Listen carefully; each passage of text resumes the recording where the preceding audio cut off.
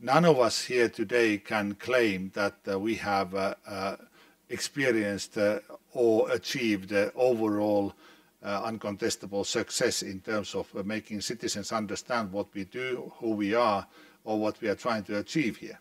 Open data is an ingredient for economic growth as well, with many entrepreneurs taking our data sets and doing things with them, adding value, presenting them in different ways as well. I think given the current economic circumstances, that's a particularly important driver of the agenda now, that this stuff allows people to create economic growth as well. So it's absolutely critical. It's not just a nice to have, it is a must have. Publishing crime statistics on a street by street level. And that went major. In 10 months, we had 47 million visits to that website. We publish every single salary on a monthly basis. This is not to advertise, I'm just saying that there are many different definitions of open government, and then there's always this question inside and outside government, what is better? Is more the best, or does it have to be a common sense there? The government in Latvia is very open comparing to all kinds of international standards. We have very wide access to documents and information, and officials are open to comments. The decision-making procedures are open to public. All documents are published on a timely basis, available for reading and comments and your suggestions. And if you have submitted a reasonable proposal, you will be invited to be part of the official working group.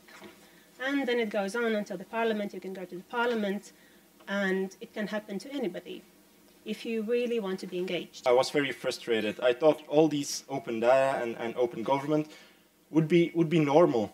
I should be able to access all these statistics, and I should be able to just play with data. And so yeah, that's why we started an Open Knowledge Foundation. Open government is more than open data alone, but if you don't have open data, we don't have an open government. I have a simple question. Who cares? We need to make things very visually appealing, whether it's the infographics or just things that cause people to glance at it and engage. And it's a fine art. We may have to use video more often, but it does come back down to the storytelling art. How do we say why this is relevant to you and why we would love you to take part? And that's a big communications challenge. If we create the right conditions and allow the data to be there, it will be picked up. I mean, there is maybe a generation out there who are looking at this data. What stage are we now? I mean, is it like 10% we can reach, or are we already on 80 or 90%? In Belgium, we have no open data.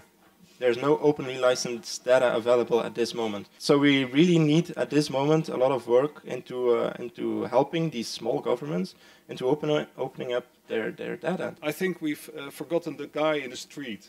This man, he has have a problem with water heights. He is having a real problem here. Or this is my mother-in-law, and she's learning how to work with an iPad because she wanted to move to another house, and it was very difficult for her to get the right information on where she could live. In the basic, I think we've forgotten to look at the society perspective.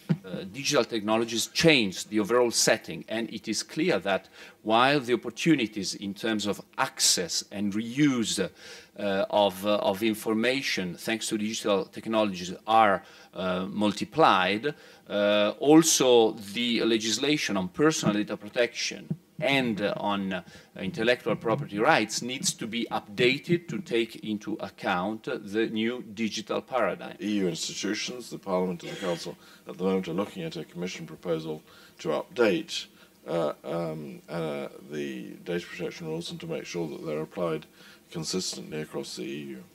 But the future of open data is not within discussing about licenses or discussing about if it's personal data or not. It's about how we could engage the society and how we can work with open data, which really solves issues within society.